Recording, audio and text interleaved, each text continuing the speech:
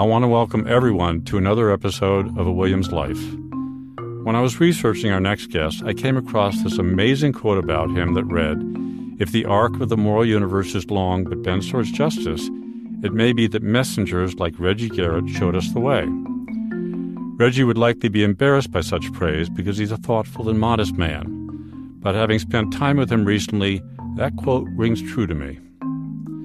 Reggie has led many different lives, from growing up with 7 siblings in a rough section of Cincinnati, to Williams, to being a starving artist in New York, to working as a software engineer, a teacher, and ultimately a thriving Seattle-based musician. It's a life full of twists and turns, of deep convictions and artistic pursuits, and I'm so pleased that it brings Reggie to this conversation. So welcome, Reggie. Well, thank you. We usually start these conversations by talking about Williams, but I wanted to explore the time before that because you had a very distinct upbringing in Cincinnati.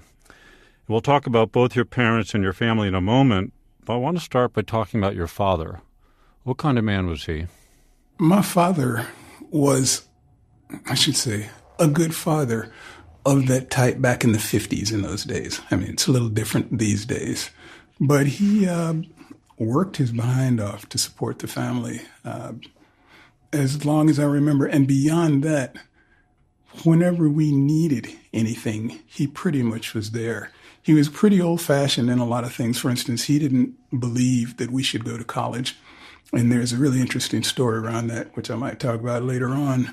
But to his credit, because of the way he was brought up, but to his credit, if you could show him that something was a good thing, then he would switch and he would support it, 1,000%. And that's what happened, once we went to college, and he thought, oh, okay, so he supported us all the way.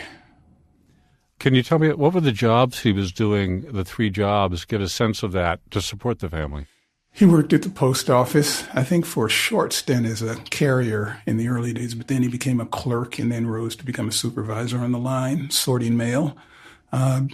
He had a friend who started a business, and he worked with him doing just manual labor, cleaning the office, things like that. And then there were other assorted jobs that he had that, I just can't remember because we were kids and he was gone all the time, didn't always tell us. But there were times I know he was working up to 3 jobs to support the family. So tell me about your mother. What was she like? My mother was the best mother in the history of the planet. And I mean that absolutely. My mother had 8 kids. She said that she had intended to be a career woman. But when she had her first child, that sort of, changed everything. And the next thing she knew, she had 8, but she worked all during that time, too. She was a teacher. She was a social worker, trained as a social worker, and then became a teacher, and then later on got into consultation in the public school district in Cincinnati. She was determined that all of her children would get a college education, if we wanted one, and all of us did. She did everything in the world. She understood her children and who they were as people better than most parents I've seen. She knew I was an artist, and on her own volition, she found art classes at the art museum in Cincinnati when I was, very young. And they'd take me on Saturdays so I could draw and take lessons. She knew I was into music. Actually, both my parents and my whole family were into music. So we listened to stuff, records and radio all the time. We'd sing, we'd do harmonies. She brought records for us. I don't know. She was just a great mother. How did she go about working in the way that you've described, but also having time to raise a family? It sounds almost impossible what she was able to do. Well, it's interesting because I remember her talking to a friend of hers once, and her friend made the same comment, like, how do you manage to, she got on different committees and neighborhood, projects, and how do you have the time to do all of that stuff with such a big family? And when we were very young, my grandmother helped out a lot. She lived very close to where we did. So she would come over, and when both my parents were working, especially in the summertime, she'd be with us. She'd do chores and errands, and she would take care of us. As we got older, what my mother said was, as the older children grow, then they can start to do things and help to take care of the younger ones. And in an odd way, that gives me a lot more time than some of my friends who only have a couple of children. So she managed the whole thing well. Now, I'm wondering what it was like for you being in such a large family, and if you felt you had a hard time being either seen or heard with so many siblings around. No. I was the oldest son, and so that carries a little bit of gravity. You know, it's not something that I thought about or was even aware of when I was younger. But as I got older, I could look back and see that. So there was a way in which I always had a voice in the family. I tended to be very private. So, you know, in a family of 8 kids, 2 adults, sometimes my grandmother was there, and not a very large place. It was hard to get privacy, but somehow I managed to, and would lose myself in my projects like listening to music or reading or, you know, whatever it was that I was into at the time, building model cars or planes. Somehow I managed. When did you first get interested in music? That's a hard question. As far back as I can remember. I think when we were young, we listened to the radio all the time. And my parents had their records. My father was really into jazz and a little bit of blues. My mother was into gospel and rhythm and blues. The radio was always on, or somebody was always playing records. We were always listening. When we were children, my 2 older sisters and I, you know, went to the church, and we were in the choir, the children's choir, so we sang. She'd bring records home. My sister, older sister, would bring records home, and we would listen to them, and we would learn the different harmony parts, and the 3 of us would sing harmonies all the time. I think the thing that really clinched it was when we were very young. My mother, I think it was a part-time job she had. She came home one day and she had this shopping bag filled with albums. And in those days, albums were a special thing, you know. You listen to 45s, but so she told us each we could have our own album. So we got to pick, me and my sister. So we reached in. I remember the album that I picked was Mantovani, The Blue Danube. And you have to remember I was like only that big, you know. But it was my record. But The Blue Danube was a song that I loved because I used to hear it in cartoons all the time. So I always loved that piece of music. So that was my album. And we would fight to see who got to play their albums on the record player from time to time. But we really got into music. We always listened. We always sang. We were in choirs. I don't know, as far back as I can remember. When did you first start playing guitar? I was in, was it junior high? I think junior high. And I wanted a guitar. I just decided I wanted a guitar. Well, you know, the Beatles had been around, the Dave Clark Five, you know, Hendrix, Eric Clapton, all these people. You know, guitar was the thing, so I wanted a guitar. And so I begged my parents, like harassed them, please get me one, please get me one, please get me one. You know. And for the first year they didn't. But then the next year they got me a guitar. And I came downstairs on Christmas morning and there was my guitar. And I picked it up and I looked at it and then I looked at them and I put it away and I didn't touch it for like 6 months because really it was like this plastic thing from Sears. And it kind of hurt my feelings that I thought they really didn't take me seriously. I want a real guitar so I can learn how to play. This is a toy. And so I put it away. But then later, you know, I got the thing and I thought, well, I can at least start trying to learn some chords. So I started messing around with it. And I think they realized that.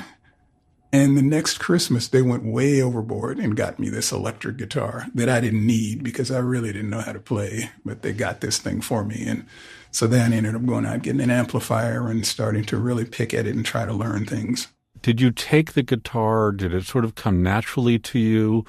Or did you have to really work at it? I had to work at it, but I'm stubborn. So, you know, when I listened to music, I would just sit there sort of fingering the thing and trying to make chords and strumming and picking and doing all kinds of weird things.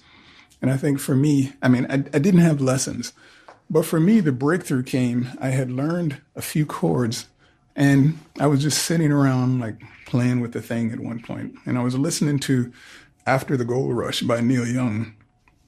And at some point, I hit a D chord at the same time that he hit a D chord. And this light bulb went on in my head. Oh. So I started going through all my records, just listening and sounding out chords. You know, like, oh, that's this. Oh, that's okay. That's how that works. And that's how I learned how to play. I mean, I listened to all these records. I learned songs just by ear from the records and just started to play. And then somebody taught me a little lead pattern. So I just started to mess around with that and, you know, eventually got good enough to at least, you know, do it in front of people. Well, let's take a step back from the family for a moment. And can you tell us what it was like growing up in Cincinnati in the 50s and 60s? You know, paint us a picture of the town in your life there. I always like to describe Cincinnati as it is a southern town that happens to exist in the north of the Ohio River. When you're a kid growing up, a lot of that kind of stuff doesn't really, I guess, you know, break into your consciousness that much. You're not aware of. It's just that was what life was like. But like I said, my mother wanted to make sure we could find our way. So she got us out into the city early when we were very little children, taught us how to ride the buses and make change, find our way home and get around. So we were pretty comfortable going all over the city. We lived in one of the black neighborhoods that was sort of north of it called Lincoln Heights. We went in for all kinds of different reasons, but, you know, Cincinnati was a shut down, I'd say, pretty average northern 1950s kind of American town. You say it's a southern town with a northern vibe to it. Did you experience or witness any segregation during that time? Oh, yeah. Tell us about that. Yeah. My sisters and I talk about it from time to time. There are things that they remember that I don't. There are things I remember that they do. But I was thinking about the way I first learned about racism and segregation. I was a little kid. And in Cincinnati, down by the river, there's an amusement park, which is interestingly named Coney Island, just like the one in Brooklyn. It's not there anymore. It hasn't been there for years. But we loved Coney Island. We loved going to Coney Island, riding the roller coaster, all the different rides, you know. So one summer, we're finished with all of our chores and errands. It's a Saturday, so my sisters and I decided, well, we want to go to Coney Island. So we started to harass my mother and father. Let's go to Coney, let's go. And they're kind of busy and kept putting us off. We're doing, no, we want to go to Coney Island. Please, let's go. And they kept putting us off. Said, we want to go. And my mother finally said, we can't go to Coney Island today. And we're like, well, why can't we go to Coney Island today? And she said, because colored people are not allowed there today. And you know, it's like to a kid that age, I had no idea where to put that, even how to think about it, how to question it. It was like, what? What is that all about? What do you mean? That was the beginning. And so, you know, from that point on, we started to encounter, well, I guess we've been encountering things, except maybe I was just becoming aware a little bit more. My sisters talk about my father taking us to a swimming pool in Dayton, Ohio, and they wouldn't allow us in because black people were not allowed in that pool, and just all kinds of other little things. You know, it's not like the Klan was burning crosses on our lawn or anything. However, I think the national leader of the Klan was based in Cincinnati for a while, and so if you drove down I-75 just south of where we lived, you could see a giant farm field with a giant burned cross in it, like every day that you passed that thing. But, you know, that was life. Did that change your view of Cincinnati? You grew up and you thought of it one way, and then you experienced that stuff, and did you change your view on the town you grew up in? As time went on, my view did change. What really changed was after I left, you know, when I went away to college for those 4 years and then went to grad school and realized every time I came back to Cincinnati, it was just more difficult to be there. You know, it got harder and harder. I got to the point that I could maybe make it for about 3 days, and then I just had to leave because my family were still there, so I'd go to visit from time to time. Well, you just mentioned going off to college, and I'm curious because you said earlier that your father didn't necessarily support kids going to college, and yet you all went to college and graduated. And if you could tell us about the education you received, which I understand was mostly driven by your mother. My mother was a teacher, and education was a big thing to her. And apparently, when she first started having children, she determined that we would all go as far as we could education-wise. So in her mind, we were going to go to college, every one of us. My elementary school was an Episcopal school, so we went there, kindergarten through 6th grade. When I finished there, I think we moved that summer to a different neighborhood. We got a house, got out of the projects. We had a house in a new neighborhood. And let's see, early in the summer, I remember my parents woke me up very early one day, just woke me up, said, get up, get dressed. I got up, I got dressed. And put me in the car, and we drove, seemed like to the other side of the county. We went to this school, Cincinnati Country Day. The only thing I knew about Country Day was these rich white kids who always got beat by Lincoln Heights in football. That's all I knew about Country Day, but it took me out there. And then they gave me all of these tests. I took a whole battery of tests. Nobody had said anything to me, what was going on, but I took a bunch of tests. And then when it was over, the headmaster was there. He said, well, I guess we're going to accept you, so let's arrange for summer school. Because there were some things that I needed a little bit of help in. My school hadn't taught those things that, they needed. So that's how I learned where I was going to school. And that's how I started. I went to Cincinnati Country Day, which I guess was rated as one of the best, prep schools in the Midwest. So I went there for 7 through 12, graduated, then went to Williams. How did your parents pay for that Country Day experience, or were you on scholarship, or how did that work out? I got partial scholarship. My parents paid for some, and they did that for all of us. They actually went broke a few times and had to declare bankruptcy a couple of times to make sure all their kids got through college. But it was a mix of both. So I have to ask you, how did you learn about Williams? That's a funny story. And it has everything to do with Country Day. Country Day, like I said, seemed like it was on the other side of the county. It was a long way off. And there was a school bus that came to pick students up, but it didn't come as far as my neighborhood. So what I'd have to do would be to get up early in the morning, and my father would drive me to my uncle's house because he had to go really early. I don't want to interrupt, but how early in the morning were you getting up? We're talking about 5:30, 5:30, sometimes 6 around in there through the years that I did it, but pretty early.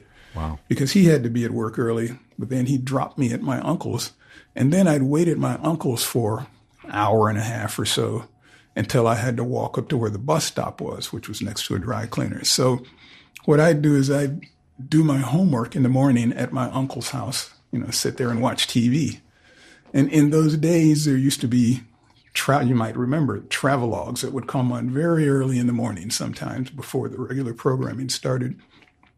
And one day they had this 15-minute piece about Williams College, beautiful Williams College in the Berkshires, And so it's on, and I'm doing my homework, and it's just kind of going on and on. I'm not paying much attention to this and this. But then they said something about, and students get the option of a junior year abroad. It's like my ears pricked up. So what? Because, I had never heard of such a thing. Like, wait, my junior year, I can go to another country? I want to go to that place. That was it. I want to go to that place. And so then, I guess a couple of years later, when they started to ask us where we wanted to go, I said, I think I want to go to Williams. And the headmaster got this huge smile. Turns out that probably, a third to half the faculty had gone to Williams. And you had no idea until you talked to them about it, right? No idea. And that was, I was one of their star pupils. So they're like, yeah, we think that's a great idea. So that's how I found out about it and ended up going there. Tell us about the transition, if any. Was it seamless But you're going from Cincinnati, you're going to the Berkshires. So what was the transition like, or was it like a glove that fit? A couple of things come to mind. One, my time in high school was tough. I mean, I got through it and I did very, very well, but they worked us to death. I had a lot of work. And the first couple of years, I really had to figure out how to organize my time to study and get all of the work done. So by the time I got to Williams, I was pretty used to a tough load of work. That didn't bother me too much. But when I first got there, I think the thing that struck me, which strikes so many, is I was on my own. For the first time, I could make up my own mind about what I did, when, how, or not. And so my freshman year, the first semester, I spent a lot of time in the basement of Baxter Hall playing pool and ping pong with friends of mine. I mean, a lot of time down there. I don't want to give away one of your secrets, but I think you ate a lot of sticky buns. Oh, I love those things. Honey buns, I love them. Buns. So much so that I kind of got in trouble academically. I shouldn't say I got in trouble. Flags were raised. And so the JA came up to talk to me, like, your professors are worried, are you going to pass? And he's asking me about all these questions. And I remember saying, yeah, I know. I think it's about time for me to sort of buckle down and get this work done. I've been having too much fun up to now. I said, well, is there anything that you don't understand? I said, no, this class is just, it's a survey course. You read the syllabus, you listen to the stuff, you remember it, you regurgitate it on the test. It's not hard, but I just need to get to work. So after a while, I finally settled down and got to work, and then, did pretty well for the rest of the time at Williams. I had a few missteps along the way, but generally speaking, it was a pretty good experience, pretty successful experience. Did you play a lot of music when you were at Williams? Because we had Rick Richards on the program earlier, and he said he jammed a fair amount with you. We did. I mean, I met Rick probably the first week of class. Did he show you his pictures of his magnificent afro that he had back in those days? Because I don't think he looks like that now. And, it kind of irked me because I wanted to grow an afro so bad, but my hair just wouldn't grow it. But we both found out that we played guitar, so we both lived in Lament.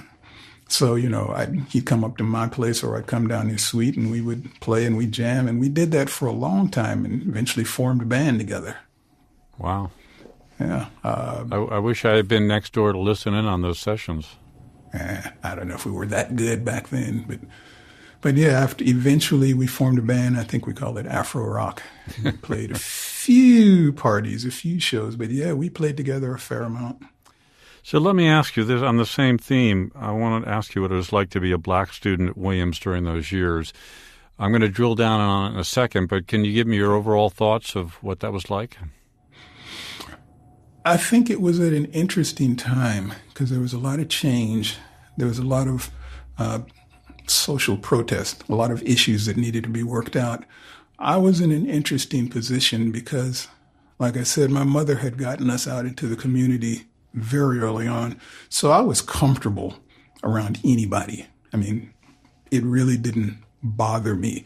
I didn't have a problem being there among so many white students, like a lot of my black classmates did, which was kind of an eye-opener to me because I was raised to know that I could compete with anybody. My family was like that. Education was important, so all of us worked hard in school all the way through. As a matter of fact, we almost kind of competed with each other to see who got the best grades all the time. So we knew that we could do that. It was more interesting. It was almost like I was this observer sitting back, looking at everything that was going on. And it was funny because I had white friends, I had black friends. I had white friends from high school who went to Williams, that I stayed friends with on campus. I had black friends. My best friend, Harry Jackson, we went to high school together. He was there, but also the black community, we were all friends. I could float between both worlds, and it was not difficult for me at all. At the same time, I was very aware of all the issues, and the struggle that was going on at the time. In an earlier conversation along these lines, you said something that stuck with me. You said you had grown up being taught to be respectful of white people and not to fear them. Right. Because of the time that we grew up, it was very important for black people to know how to read and deal with white people. It's just a matter of survival, especially for my parents coming out of the South. You know, my mother from Spartanburg, South Carolina, my father from Mount Sterling, Kentucky. So they both had a healthy respect. I think my father more so than my mother, but my mother had a lot more education too. So we were taught not so much to be afraid of white people, but to be aware of how we needed to behave when we were around them. Right. Just that kind of thing. So things that you could say, things you couldn't, ways you should be. Yeah, understand. If you look at all of your Williams experience on the social side, the academic side, the racial side, did Williams adequately prepare you for your life after Williams? I'd say yes, it did. You know, I guess it really comes down to what it is that you wanted to get out of it. You know, for me, I wanted to be an artist and I wanted to go to Williams. And those two things are necessarily combined, but, you know, there was a way in which they weren't. Like, it didn't matter to me that Williams was not this top-notch art school. It's where I wanted to go to school, so I went there. And it had an art department, so I got some training. You know, the downside was when I was a senior and we were all applying to art schools, I don't think any of us got into the first places that we were accepted. You know, I ended up going to Albany State for a graduate degree, but that was because after I had been turned down everywhere else, and I think it's because we had a whole year's less preparation than students from almost any other school. The other side of it is because it was Williams, the reputation, the kinds of people who went there. I'd say years later when I was living in New York and I needed a job and I tried a lot of different things, I ended up working at IBM. And I got hired there. My sister worked for IBM and she told me you should apply, you know. So I went and applied. I didn't want to for a long time, but I did. But one of the things I found out, I went around and interviewed with a lot of the managers. And at one point I interviewed one guy and he had this big smile in his face when I walked in the office. I said, "So I hear you went to Williams." And I said, "Yeah." He said, "Well, I went to Amherst." We both glared at each other and then just started laughing.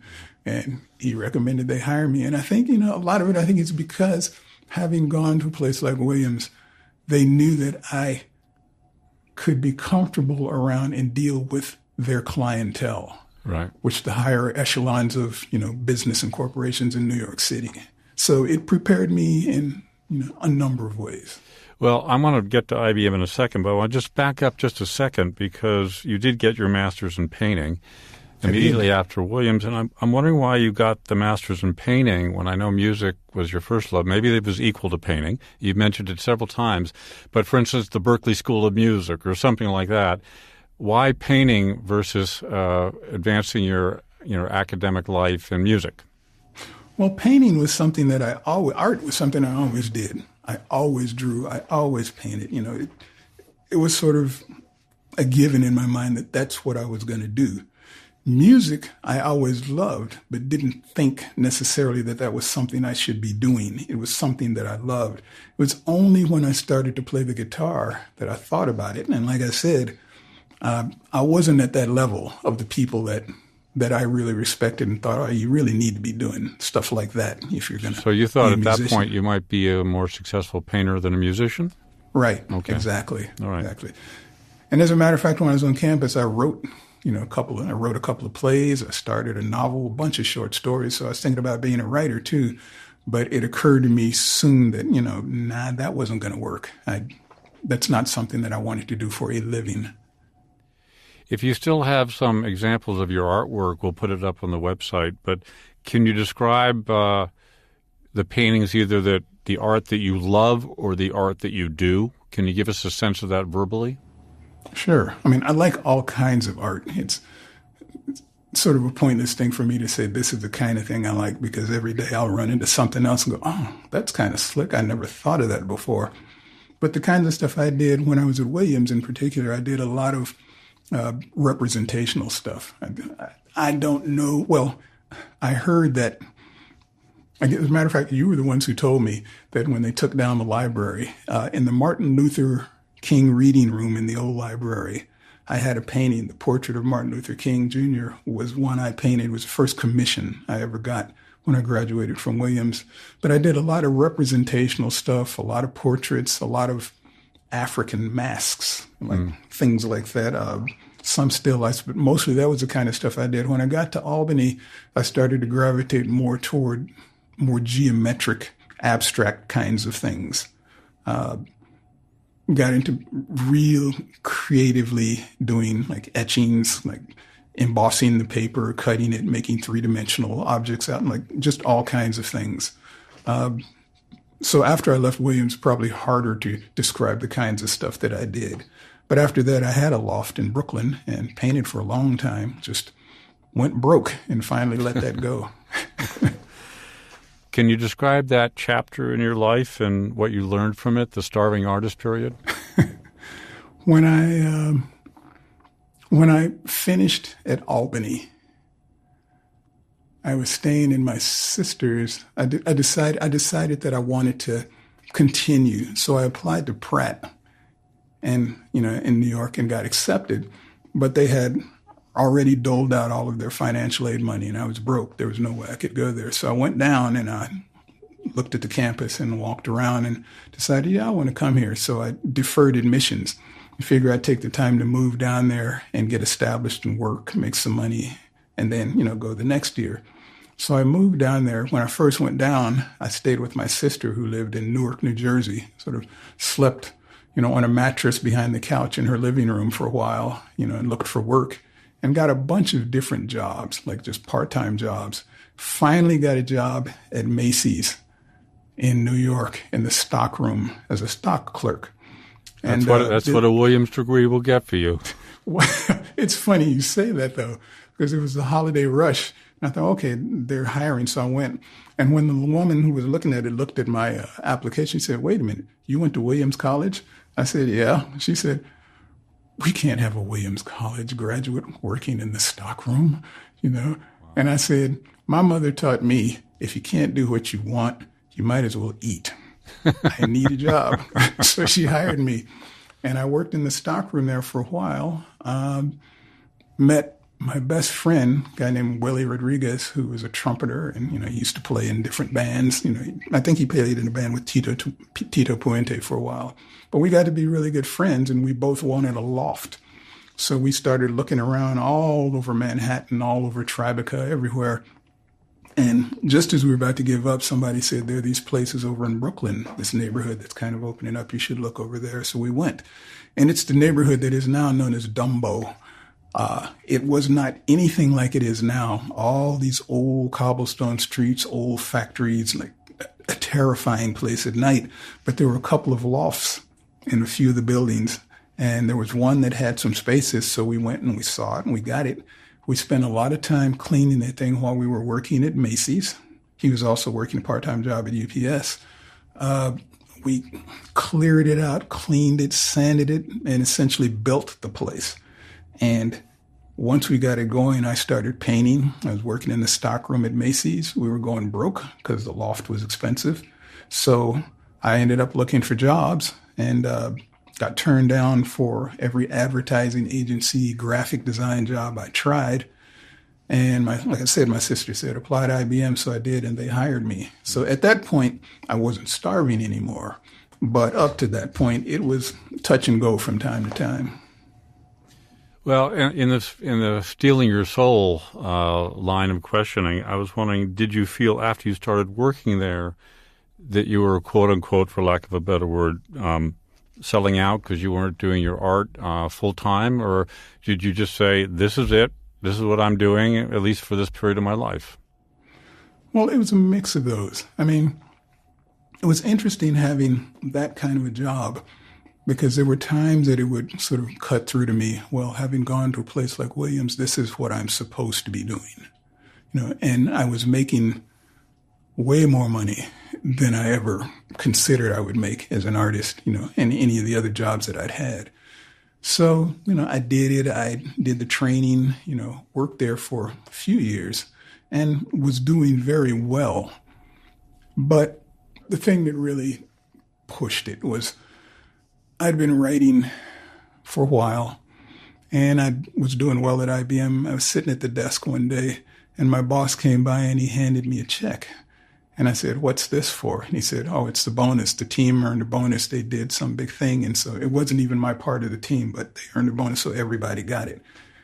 And I remember thinking, I sat there and looked at this check, and I thought about how these things would come to me from time to time. And I did my work, but also I get money for things that I didn't have anything to do with. And it struck me that it would be really, really easy to just stay there for the rest of my life because the money was coming in. And it scared the hell out of me. It did. I remember sitting there looking around the office and this thought crossed my head, one day I'm going to be 50 years old and I'm still going to be sitting at this desk and I will not have done any of the things that I decided I wanted to do. So that's what really kind of prodded me to try to get out of there. Well, let's talk about the get out of there phase of your life, because I know in 2005, you embarked on a very different path. You earned your teaching certificate and taught in a special program for high school dropouts in Seattle. And I know that was very meaningful to you. So could you describe the work and why it was so meaningful? Well, you mentioned before I was working at a bank in Seattle doing computer center stuff. And I had left there. Got saved up a bunch of money and finally decided I want to do music full time. So I saved a pile of money and quit the job and then just started playing and writing and doing things. And my wife helped to support us through that time. But as time went on, I decided I needed to earn money because music was not supporting us. So what I thought I'd do would be to tutor. So I started tutoring. And then the thought crossed my mind, well, if I get my teaching certificate, I can probably charge more money as a tutor. So I decided to go back to school and get my teaching certificate. Now I got my high school teaching certificates in social studies and language arts, so essentially English and history. And then my percussionist in my band taught in this program at a local community college, and he kept saying, you should teach there. It's a pretty good job. People are pretty cool. And I kept putting him off like, no, I'm a musician, I want to do this. And finally, I needed the money. He said, well, let me introduce you. So he took me up there and introduced me. I took my resume. They interviewed me and they hired me. And I taught 13 or 14 years in that program. It's the best job I ever had in my life. Wow. Did you ever have students come up to you and say that you'd made a difference in their lives? A few times I did. Years later, let's see, a student, I was walking in the park with my wife and I heard somebody, Mr. G, and I stopped and looked. And it's this guy up on the roof and he was doing some repair on one of the boathouses down by the park.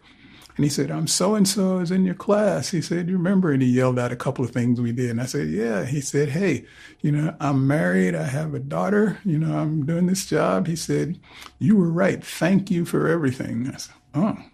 Because, that was the kind of program it was, to take kids who had dropped out of high school, were out on the streets, whatever, and teach them how to do college so they could go and get a degree and get a job. And if they passed my class, or I taught them how to be college students, then the state would pay for their degree. Wow. I had a few students over the years who I ran into out in the streets who, it was good to see them and that they were doing well. Reggie, I'd like to turn now to the music that you're producing today. I read one critic who wrote the following of your music, which we're going to listen to very shortly. And the critic wrote that your style boldly refuses to comply with a fundamental approach to the blues or any other genre. What do you think of that? I think that's entirely accurate. And it's kind of funny because I remember when I first started recording things and trying to get signed to a record label, I would send things out. And the one critique that I always got was, we don't know how to categorize this. Right. I mean, the stuff that I write, most I can say it's a combination of things that I like. You know, it's not like every song is packed with all of these things, but there are elements of blues, of rock, of folk, of gospel.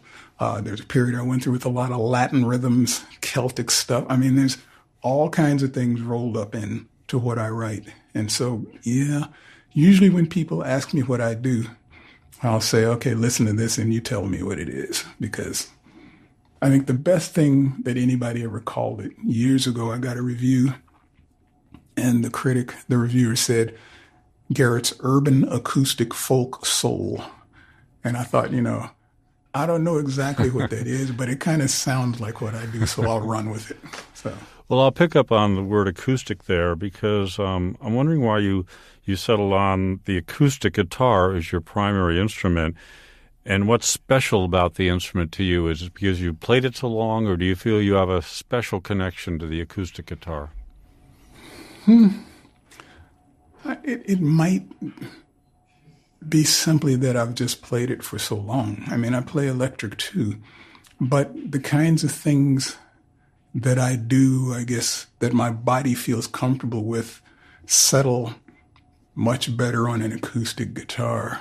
And part of it is, the guitar is not the same as the cello, but the woman I play with now, she plays cello.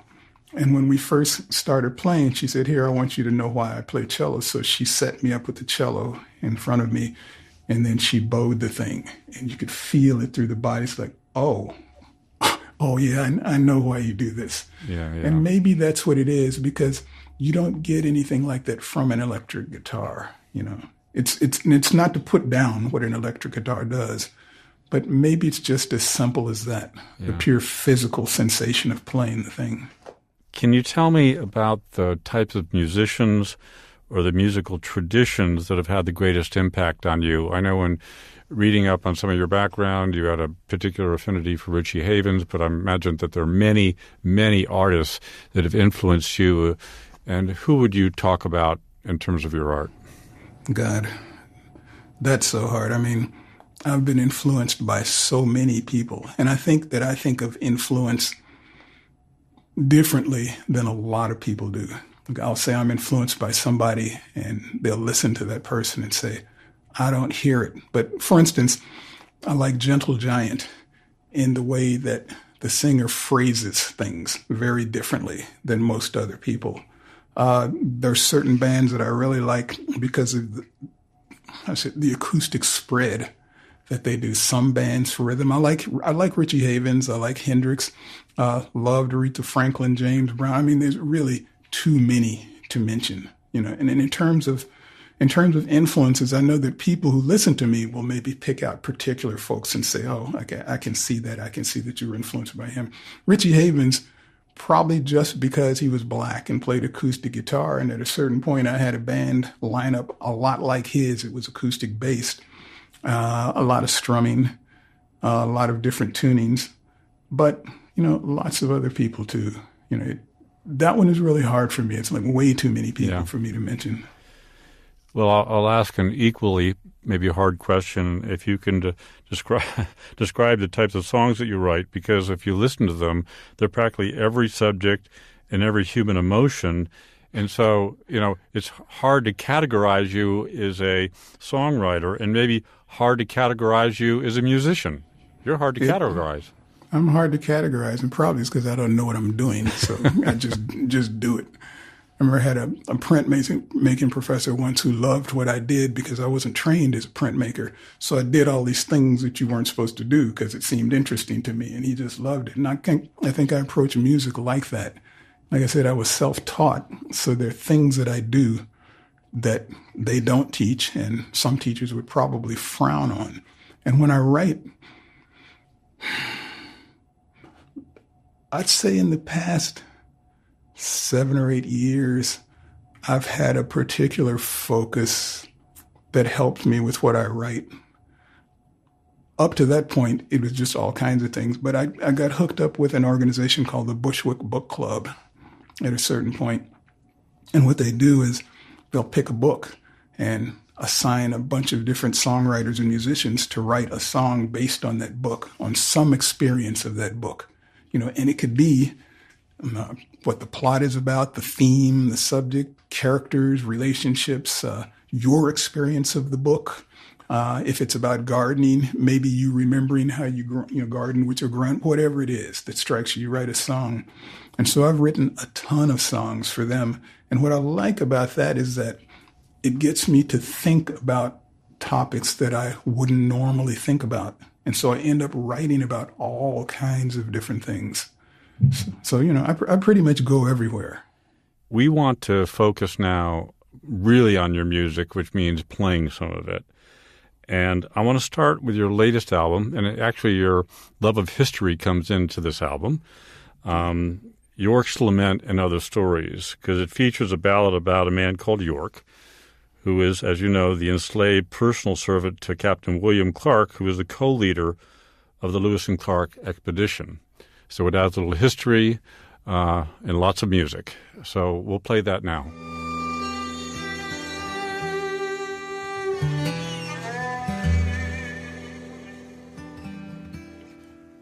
It's a hell of a thing to be dead when you are still alive. It's a hell of a thing to see that blue sky and to know the world don't care when you suffer and cry that you've died inside.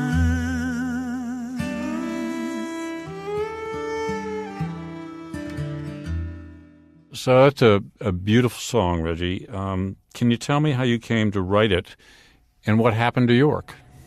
Sure. I have a friend, young woman named Amanda Winterhalter, and she's a singer-songwriter, has a band up in Seattle, plays around a lot. She did a project one year. She has this fascination with death. Don't ask me anything more about that. She just has this fascination with death. And she decided she wanted to do a project to get a bunch of musicians from around town to write songs dealing with the idea of death somehow related to the Northwest. And she had a bunch of different topics. And one that a writer friend of hers suggested was York. And so I looked at all the options and I saw that one. And I've always had a fascination with Lewis and Clark and that expedition and everything anyway. There's a whole nother story about that. But I thought, well, let me write that. So I took that topic and I did a bunch of research. I read the journals of Lewis and Clark. I remember watching the Ken Burns documentary, checked out some things. And the thing that struck me, the question was, when York got back, was it like being dead while you were still alive? Was it like a living death? Because he remained enslaved. He remained enslaved. I mean, right. It was even worse than that, but he went on this great adventure. And he did all kinds of amazing things. He saved their lives on any number of occasions. He cooked for them, he hunted, he did all kinds of things. And he came back, and when he got back, everybody was given these awards and prizes and lauded and praised. And all he wanted was his freedom, so he asked for his freedom, in compensation for what he'd done. And his master was so incensed that he would ask such a thing that he said, hell no, and it ended up selling him to another slave owner. And after that, it gets kind of cloudy. I mean, I think the story is that he did finally get his freedom. And after that, it really is kind of cloudy. The rumor that I like the most, it may be true, it may not, but the one that I like is that at a certain point, York made his way back out west and ended up living with one of the tribes that they dealt with going through there. And to this day, there are people from that tribe who claim to be descendants of York. So. Yeah. Who knows, maybe it was true. But I thought that's what the song is about. It's York's Lament, kind of a reflection on, I did all of these things, so, what about me? Yeah. What about me? Well, I hope your ending to his story is the right one. I hope. I do, too. Before we get to the next song, a critic described you as having a mellifluous voice, reminiscent of Bill Withers or Terry Callier, which draws you into a song rather than putting you off. What do you think? Does that sound about right? I hope it's true. It's like, I mean, it's a funny thing. I have no idea what I sound like. I mean, I can listen to a recording, but a recording is not the same as being in a room with somebody and hearing that in space in the room. So, I'll take that as a compliment. I think it's a great compliment, and I hope what he says is true. Can you describe your vocal style, or is it too hard to put a finger on? I can talk about it a little bit. I think I don't sing as high as I used to. When I was in high school, I was a baritone. Because I remember I was in the Glee Club, and, we sang and sang. And then we came back one summer because we were going to sing for graduation. And in the gap between when classes had finished and we came back to practice for that, everybody's voices had changed, like dropped even lower. So we sounded awful. I mean, we were croaking and squeaking our way through these songs. And so I always had this kind of baritone voice. But I remember when I was at college, I was playing my guitar and doing stuff, and my friend Harry and I decided we were going to do a little combo and sing. So I opened my mouth, and this high voice came out. It was like, whoa. Who's that? Where did that come from? It's like your voice is supposed to drop as you get older, but mine, the tone went into this higher register. And so I'm singing, and the thought that crossed my mind was, I think I'm channeling my grandmother. Because my grandmother, when we were growing up, she would stay with us from time to time. She would work around the house all the time. She was in choirs, and she used to just sing to herself all the time. This sort of high, sweet, humming voice. And that's what I heard. And I think, oh, well, I'll take that. So, I mean, that's the best I can describe it. It's higher than it probably seems it should be, but that's my voice. Well, you've mentioned your grandmother, and that leads me to the next song. So here's a clip of A Woman's Work Is Never Done. Well, I've seen people leaving everything they've known, abandon all those burned and shattered homes, place their weary feet up on that dusty road, heading way up north to find, well, who knows? Carry a heavy load just like any man. I carry the pain of everybody in my hands. Reggie, tell me how you came to write that song. Well, this was a Bushwick song, as a matter of fact. And the book was The Parable of the Sower by Octavia Butler. And to that point, I had never read anything by her. But that book really struck me, for how prescient she was, like what she saw the world coming to. It's a dystopian future in the United States that in some ways seems a lot like what's been going on for the past few years. I mean, it was a little worse than that. But the country was falling apart in a whole bunch of different ways. And there was this young woman who lived in California with her family in sort of a gated community, a boarded up, walled community. But it was walled, just a regular working class community. It was walled because there were people who roamed the countryside, crazed on some kind of drug, who'd come and burn things and kill people. And so life was really difficult. At a certain point after a tragedy, she decided to head north because the word on the street was that there were jobs and safety in like Washington State, Vancouver, BC, places like that. And that made me think about the Great Migration, when so many black people left the South and went north for a better life. Except in this story, it was everybody, not just black people. And so the stories about her adventures along the way and the difficulties and journeys that they have. And that made me think about my grandmother, who left South Carolina to go north for a better life for her kids. My mother and her brother, my uncle, her husband wouldn't come, so she took the kids and left. And I thought about all of the difficulties that she went through in that journey. And then on top of that, as we were growing up, all of the things that my mother went through to raise us. all of the things that she had to give up and put up with just to make our lives better. And I thought about these three women, my grandmother, my mother, and the character in the book whose name I can't remember at this point. But I rolled them all into one.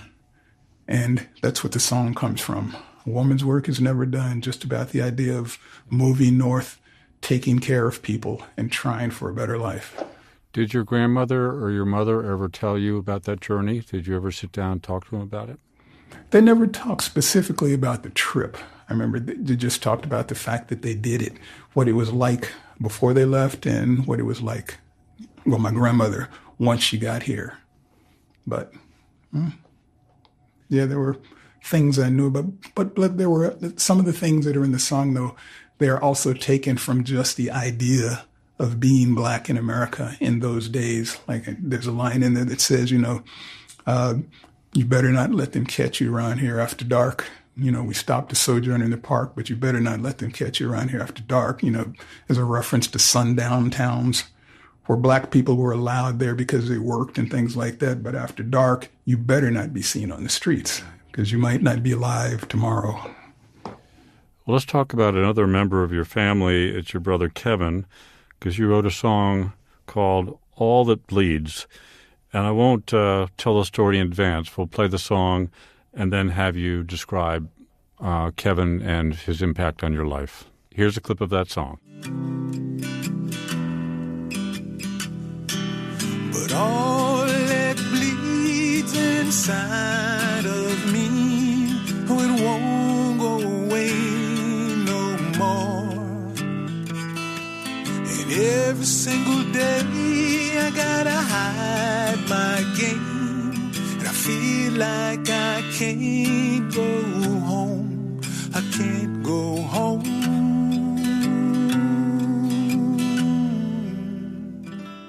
Reggie, tell me more about your brother Kevin and the song he inspired. Okay, Kevin was the second son, the fourth child. And Kevin, in some ways, I think he was probably the smartest of all of us. I mean, in a family of a bunch of smart kids, he was probably the smartest. But in a lot of ways, he was also the most sensitive of all of us. He was flunking out of high school for a while until my mother, she talked with the teachers and they'd say things like, we don't know why he's flunking because he's really smart. A lot of times the kids next to him will ask him for help and he'll help them and they'll get the right answer, but he won't even have the work done. And what they figured was he was just bored. He was way smarter than that stuff. So they didn't know what to do. They looked around, and at a certain point, my mother noticed that he had all of these little electronic things hanging around in the room, things he'd take apart and put together again. And so she thought, maybe I should get him into a vocational program where he gets to deal with that kind of stuff. They found a school, and he just took off. And he ended up doing television production, camera work, audio work. A lot of his coworkers told me later that he was considered to be the best at his job, that anybody knew. He worked, this is stuff that I know the terminology for their career. He worked in the van. He was the technical director who was in the van, but they considered him to be the best at it. And he was an early supporter of me and my music. I didn't really realize it until I went home one day. And he said, let's go to the studio and bring your guitar. So I went and he recorded me doing a whole bunch of songs. That he really liked my music. He really admired me for what I was doing. And I kind of learned that. But he had a rough time. And he got in trouble financially. But he also got in trouble with drugs. I think he was into crack at a certain point. And he ended up shooting himself. There was another thing, sort of the woman that he was truly in love with, he couldn't be with for a lot of different reasons. So he ended up killing himself. And when he did it, I remember it pissed me off. It really did. Because I remember thinking, I wish he had called me. I wish I'd had a chance to talk to him rather than have him do this thing. And now it's too late. He's gone. And so I went down. I was one of the ones who sort of started to clean out of his apartment and getting his stuff out of there. And I think I found out that I think he was doing crack, so I had to get rid of a lot of that junk. And I kept thinking about what it must have been like for him for that short time before he killed himself. And that's what that song is about. All That Bleeds, just thinking about my brother, how he came to that place. Did writing the song help you deal with the pain? It kind of did. Yeah, it really kind of did. I mean, it sort of broke it and, not mad at him anymore, but I still wish he was around. Let's play a final song now. It's called The Road Taken, and you referred earlier to playing with a cellist. So this is an example of your work with cellist Christine Gunn. So here's a clip. Oh, show me the way. I'll not here remain. In this life I've known, I'm bound to lean. I will follow the stream that flows through this dream. At wandering's end, will I see you again? So tell me, Reggie, why did you decide to form a musical partnership with a cellist? And you referred to it a little earlier in terms of the beauty of the sound. So presumably the beauty of her sound and the beauty of the acoustic guitar sound worked well together. But tell me about that. They do work well together. But it's let's see, Christine, she recorded some tracks on my second CD like 30 years ago. I was in the studio with a couple of producers and I was working on some tracks and they were just thinking about it. Said, this song could take some cello. Let's call in Christine. So they called her in, and that was the first time I met her. So she came into the studio and listened and laid down a bunch of tracks for a song I was working on, and left. That's how I met her. I remember later that night we were in the studio listening back, and they dropped out a bunch of tracks just to concentrate on a few things. And at one point they had a mix of just her cello and my voice. And I remember thinking, God, that's beautiful. And to this day, I wish that I'd gotten a mix of just that, but I didn't. Anyway, I ran into her every now and then. She was an amazing musician. She had a band called Trillion Green that was phenomenal around Seattle that should have made it. She's had a group called the Gravity Quartet that she started. And we were sort of saw each other in passing from time to time, but essentially lost touch. And after we moved from Seattle to Olympia, I was thinking I had this great band that I'd been working with, the SnakeOil Peddlers, and I loved working with those guys. But I thought, well, this is going to sort of slow that down a lot, if not kill it completely. And I was in Olympia, and I booked a gig in a club down there. And I thought, before that happened, my friend Paul, who played with me in my band off and on and as a duo, called me one day and said, Christine lives in Olympia. She's having a big party. Their band is going to get together. Let's go and, see if we can play some. So she said, sure, come on down and you guys can do an opening set for our band, our reunion. So we did. And so she got to hear me again. I got to hear them again. So we reconnected. And when I had this gig, I thought instead of having to shuttle back and forth between Olympia and Seattle to rehearse for this gig with my band, why don't I ask Christine if she'd like to sit in with me? So I did, and she said yes. So in the space of a couple of weeks, she learned like 30 songs of mine. Just learned them. And we did the gig. It was a big success. The place was pretty much sold out, packed. And sort of halfway through the gig, we're on stage and we're playing. And I remember kind of looking over at her, and she's looking at me, and I'm thinking, we should keep doing this. This works. We should keep doing this. She was thinking the same thing. And so we decided, I had her sit in on a couple of others, and we decided, well, let's do this for real. So we decided to make a duo and sort of push it. And that's what we've been doing for about a year and a half now, I guess. Well, a final question on your music along these lines is explaining to me the difference between making music on your own, versus a collaboration with others, whether it's with an individual like Christine or with your band, the SnakeOil Peddlers. By the way, I love that name. So what's the difference between you about working on your own or working with others? Yeah, well, the one aside I'll say is if you know what that name means, then you're showing your age, because folks younger than us don't have any idea what that comes from or what it means. But I mean, when I'm soloing on my own, then yeah, it's all up to me. And when I write songs, it's up to me. But I learned early on, especially in a band, collaboration is important. I mean, I've known musicians who've had bands who write out parts and have the players play every particular thing that they want in the way they want. But what I discovered is that, I usually play with people who are way better than I am. Like I said, I'm self-taught, and in ways I'm kind of a hack. The things that I do really well, but because I've been doing them a long time. But I play with really good musicians. And what I figured is I said, when you're a bass player, you understand bass lines and what would support this way better than I do. Or you're a lead guitarist, you're a pianist, things like that. So I play with good musicians and I present them the music and then let them come up with their own parts. And inevitably, they come up with things that I would never have thought of. Mm-hmm. Sometimes it's difficult because if I have a particular idea for a song, and it's happened a few times that I'll give the song to my guitarist and say, okay, record me some lead parts for this, and he'll record them and send them back, and I'll listen. Oh no, no. But what I learned is I take the thing and then I put it away for a week. And then I come back and listen, and it's like, oh my God, that's genius, because I just have this thing in my head and I have to get past that so I can hear the other possibilities.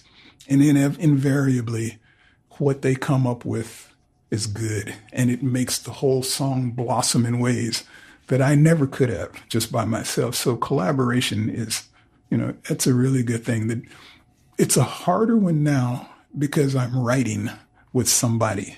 And I've never really, and I think once I had a thing where I wrote with somebody, but I've never really done that in depth before. So that's a process that we're still working on. But I'd say based on that first song we did, it's a possibility that we have a future at it.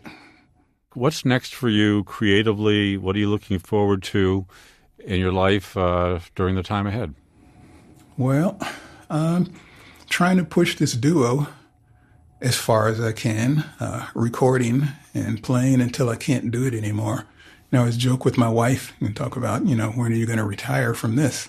It's like, I don't know, when I sound like crap, then that'll probably be the time to cut it loose. And she promises that when I get to that point, she will let me know, because she doesn't want it to reflect badly on her that her husband is out there sounding like crap on stages all over the country. So, I'll keep playing, I'll keep writing, as long as people are willing to play with me and hire me to play things. We're working on a recording right now for the duo. So, we don't have anything of us together. So that should be out, I'd say sometime later this fall.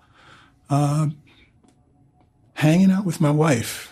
I've been lucky in that I found my partner, and surprisingly, we still like each other. So, we like to hit the road, travel, hang out with the dogs, go camping, do different things. Nothing too spectacular or too over the wall. Life is still good. When you reflect on your life, as we've been doing during this conversation, how would you say Williams influenced it, if at all? I'd say the value of Williams was twofold. And one was to let me know that I could compete at the highest level. Not a problem there. The other was being introduced to so many different kinds of people from so many different backgrounds. Like, for instance, it was a revelation to me to go to Williams and hear Black people who spoke with a Boston accent. What? What? Oh, okay. But, people from different countries, just, to me, that was the real, and living on your own, taking care of yourself, organizing your affairs while you got things done. And something that my old boss at IBM told me once, when they made me an offer, and it kind of freaked me out because I'm thinking, here I'm an art major, I'm a painter. It's like, why would you want to hire somebody like me? And he said, we have people that we've hired from lots of different backgrounds, but you all have one thing in common, and that is that you have a college degree. So I'm like, well, yeah, but it's not in computers, it's in art. And he said, the thing about a college degree is that it shows to a prospective employer that you have what it takes to take on a big project and take it all the way through to completion, to graduation. Oh, so in that sense, that too, the demonstration that I could do something like that. Yeah, and a liberal arts education was probably perfect for you, I would imagine. It was. It absolutely was. Okay, I'm going to ask you to put on your advice hat now. We'll be returning to our 50th reunion. I personally hope to see you there, but we'll talk about that. And I think a lot of people, as they retire, think about tapping into their artistic sense again. I'm doing these podcasts, which might qualify. Back to playwriting, which may qualify. So I'm wondering what advice you would have for our classmates who want to reconnect with their artistic selves, because I think many do want to do that. I'd say do it. I mean, it really is that simple. Just do it. I run into all kinds of people who say things like, well, I can't sing. And I say, yes, you can. Everybody can sing. You might not sound the way you think you want to, but along those lines, I don't sound like anybody that I know. And so that's always a difficult thing for me.